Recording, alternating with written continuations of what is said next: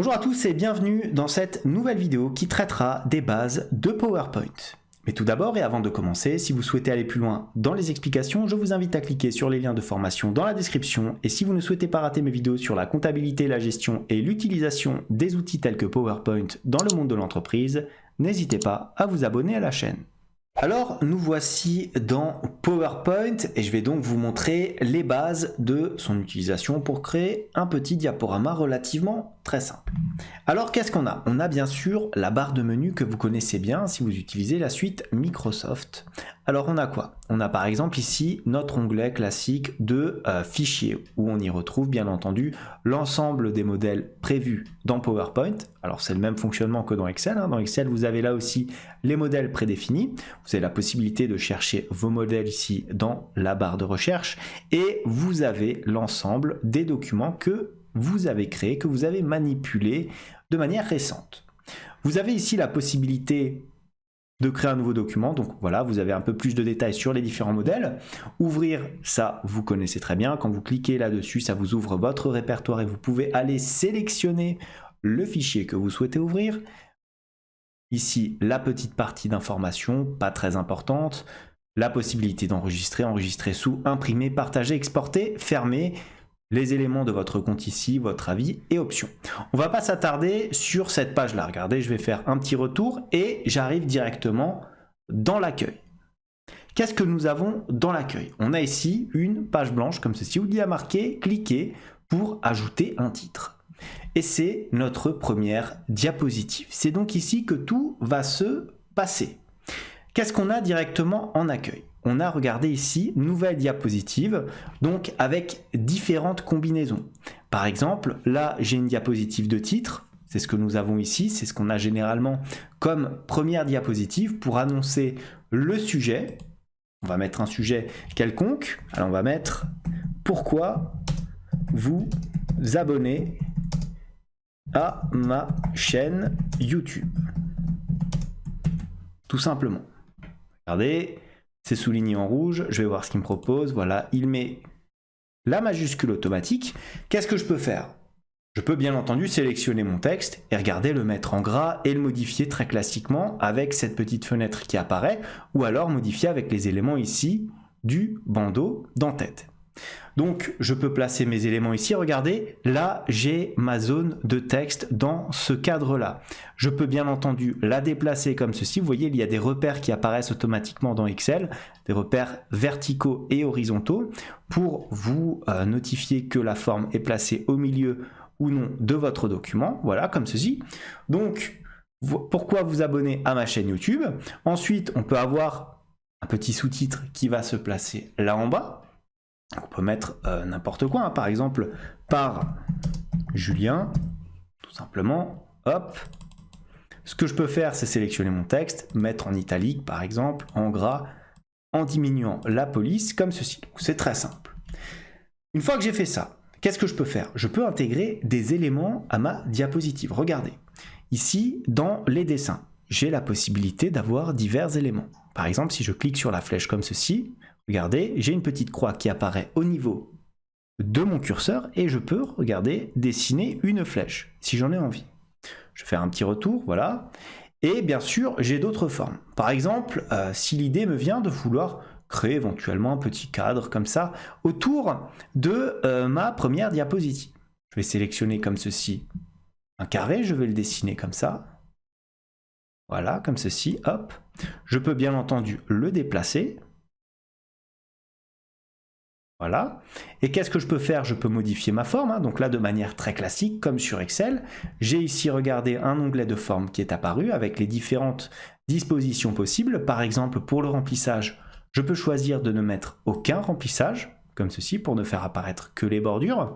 Et de la même manière, qu'est-ce que j'ai? Au niveau du contour, je peux soigner les bordures, c'est-à-dire que je peux prendre par exemple du bordeaux et bien entendu changer ici l'épaisseur. Regardez, je prends un trait par exemple de 6 points, comme ceci, hop, et j'ai donc fait ça sur ma diapositive. Donc là, j'ai ma première diapo, je suis content. Je souhaite en faire une deuxième. Pour intégrer une diapo, comment est-ce que je fais? Je peux éventuellement aller ici dans Nouvelle diapositive et chercher, comme ceci, une diapo qui m'arrange bien. Par exemple, avec titre et contenu, avec deux contenus, avec une comparaison, avec un titre seul, avec le contenu avec légende, et ainsi de suite, ou une diapo vide. Ou alors, ce que je peux faire, et c'est ce que je fais habituellement lorsque j'ai créé une mise en forme spécifique sur une diapo, c'est que je fais, parfois, tout simplement, un clic droit ici sur ma première diapo, et je fais dupliquer, comme ceci, la diapositive.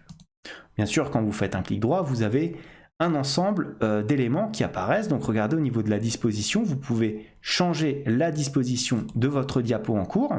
Donc c'est plutôt intéressant puisque ça garde le cadre que j'ai créé donc de façon totalement personnalisée à ma première diapo. Et je peux changer bien entendu la disposition de mes éléments. Vous voyez, maintenant j'ai deux cadres comme ceci. Qu'est-ce que je peux faire? Je peux changer aussi la disposition. Par exemple, qu'est-ce que je peux faire? Je peux prendre comme ceci deux contenus. Regardez, j'en ai un là, et j'ai bien entendu mon titre. Donc là maintenant je peux mettre tous les éléments que je souhaite ajouter. Je peux bien entendu par exemple prendre une image. Regardez, ici j'ai plusieurs icônes. Je peux insérer un tableau, je peux insérer des images de la photothèque, je peux même insérer une vidéo, une icône et bien entendu des smart art comme ceci. Alors qu'est-ce qu'on va faire? On va éventuellement sélectionner une image. Donc est-ce qu'on prend la photothèque? Voilà. Alors là, qu'est-ce que ça va être? Ça va être tout simplement les différentes photos qu'on a. Par exemple, si je mets entreprise, comme ceci, voilà. Alors il va me proposer des photos en rapport avec l'entreprise. Qu'est-ce qu'on pourrait prendre? On pourrait prendre par exemple ça, voilà. Et l'intégrer en appuyant sur insérer ici à notre PowerPoint. Donc l'image va apparaître ici, et voilà, elle apparaît dans la zone de sélection. Maintenant, qu'est-ce que je peux faire encore? Je peux lister, par exemple, les différents éléments. Pourquoi vous abonner à ma chaîne YouTube? Parce que j'aime la voix du formateur, par exemple. Parce que j'aime Excel. Un autre exemple. Parce que j'aime PowerPoint. Et ainsi de suite. Ce que vous pouvez faire, une fois que vous avez listé ces différents points, c'est bien entendu les sélectionner, par exemple comme ceci, et cliquer, regardez, sur quoi? Sur les différentes puces, pour les faire apparaître de cette façon-là. Une fois que vous avez fait ça, vous avez donc vos premières diapos. À noter, une petite astuce relativement intéressante. Regardez, là en bas de votre diapositive, vous avez un élément qui s'appelle notes. Vous cliquez dessus et qu'est-ce que vous avez? Vous avez, regardez ici, un petit espace qui vous permet de taper vos différentes notes. Alors qu'est-ce que c'est que les notes? C'est tout simplement des éléments qui vont apparaître non pas sur la diapositive, mais sur votre écran de contrôle lorsque vous allez projeter. C'est-à-dire que vous allez voir vos notes, mais la personne à qui vous allez projeter ne va pas les voir. Par exemple, ça peut être utile, attention, rappelez que la chaîne traite uniquement de la gestion en entreprise. Au final, c'est un petit pense-bête qu'on peut intégrer, mais qui peut s'avérer extrêmement pratique lorsque l'on fait une présentation PowerPoint. Une fois que vous avez fait ça, vous avez vos deux diapositives. Alors éventuellement, qu'est-ce qu'on peut faire? On peut intégrer une diapositive de fin en faisant un clic droit par exemple, en faisant dupliquer la diapositive parce que je souhaite bien entendu garder la mise en forme comme ceci. Alors qu'est-ce que je peux faire? Je peux éventuellement enlever mon image, regardez, les zones ici qui ont été ajoutées, je peux bien sûr les supprimer pour les enlever totalement. Cela, c'est bien entendu à vous de voir. Je peux éventuellement changer la disposition. Là, pareil, je vais dans disposition et qu'est-ce que je peux faire? Alors, comme c'est plutôt une diapo de fin, je peux prendre ici un titre seul, comme ceci, et mettre tout simplement fin. Point d'exclamation.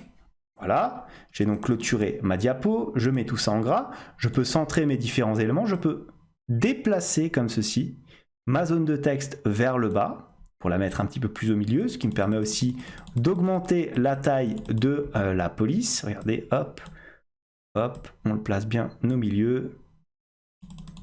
Voilà, comme ceci. Maintenant, je pourrais éventuellement projeter mes différentes diapos. Comment? en cliquant tout simplement sur diaporama ici et à partir du début. Regardez, si je clique dessus, qu'est-ce qui va se passer? Eh bien, j'apparais comme ceci, regardez, j'ai ma diapo qui apparaît comme ça. À chaque fois que je vais faire un clic, les éléments vont donc défiler. J'arrive sur l'écran de fin, j'appuie sur échappe, tout simplement. J'interviens de nouveau là-dedans. Alors, qu'est-ce qui ne me plaît pas? Ce qui ne me plaît pas, c'est que justement, lorsque je clique sur le bouton de ma souris, j'atterris directement dans la diapo suivante. J'aimerais pouvoir faire apparaître petit à petit les différents éléments. Alors, comment faire? Il faudra aller, bien entendu, dans transition, si je souhaite éventuellement faire des transitions, mais surtout dans animation pour faire apparaître les éléments les uns après les autres. Par exemple, ici, je souhaite faire apparaître automatiquement mon titre, comme ceci, mais ensuite, au clic, faire apparaître l'auteur. Donc, qu'est-ce que je vais faire? Je vais me placer ici dans ma zone de texte, et regardez, dans les animations, tout est apparu maintenant en vert. Si je clique par exemple sur apparaître, voilà, qu'est-ce que j'ai? J'ai ici un 1 qui apparaît. Pourquoi? Parce que ça veut dire qu'au premier clic, cet élément-là va apparaître. Le titre ici va être intégré directement et ça va apparaître dès lors que je vais cliquer ou que je vais appuyer sur une flèche directionnelle. Je vais faire pareil pour la diapo numéro 2. Je veux faire apparaître ce titre-là directement, donc pas de souci. Cette image-là, je clique sur apparaître, comme ceci, hop, et elle va apparaître. Ensuite, je peux prendre ces éléments, d'ailleurs, je vais peut-être un petit peu baisser tout ça, les mettre à peu près à côté. Je peux les sélectionner et cliquer sur apparaître comme ceci. Et regardez, j'ai les 3 éléments qui apparaissent de cette façon-là. J'ai aussi, regardez, le volet d'animation ici que je peux faire apparaître. Donc regardez, dans le volet d'animation, j'ai tout simplement le détail de ce que j'ai. Donc qu'est-ce qui arrivera en premier? Ça sera l'espace réservé du contenu 6, c'est-à-dire tout simplement cela. Au niveau du 2, eh ben, ça sera ça. Et qu'est-ce que je peux faire? Si je clique dessus, par exemple, je peux démarrer en cliquant, démarrer avec le précédent, démarrer après le précédent. Si je clique par exemple dessus, ça va me faire du 1, ce qui n'est pas très intéressant. Si je fais démarrer avec le précédent, ça me fait apparaître du 1 bien entendu, et je peux le faire démarrer après le précédent. Démarrer après le précédent, pardon. Donc une fois que j'ai fait ça, regardez, dans le détail, qu'est-ce que j'ai? J'ai plein d'autres éléments qui apparaissent comme ceci. Je peux bien entendu changer l'ordre de l'ensemble de ces différents éléments. Regardez, je peux bien entendu, comme ceci, naviguer dans mes différentes zones de texte, où je peux démarrer aussi en cliquant. Et quand je démarre en cliquant comme ceci, qu'est-ce qui se passe? Je passe au niveau 2. Si je sélectionne ici le numéro 3, que je clique sur la petite flèche et que je fais démarrer en cliquant, je passe au niveau 3. Ça veut dire tout simplement qu'à chaque fois, regardez, hop, et là je passe au niveau 4. Voilà. Donc ça veut dire qu'à chaque fois que je vais activer quelque chose, je vais avoir l'ordre d'apparition. Par exemple, j'arrive sur cette diapo, je clique une fois sur ma souris. J'ai l'image qui apparaît. Je clique une deuxième fois. J'ai ici le premier élément qui apparaît comme ceci. Je clique une troisième fois, j'ai le troisième élément. Je clique une quatrième fois, j'ai ce quatrième élément qui apparaît. Et enfin, si je reclique après cela, j'arrive sur ma diapo de fin. Regardez, on va passer maintenant à la pratique. Maintenant que j'ai fait un ordre d'apparition, je vais aller bien entendu dans ici mon onglet de diaporama. Et comme d'habitude, je clique à partir du début. Je suis donc au début. Pourquoi vous abonner à ma chaîne YouTube?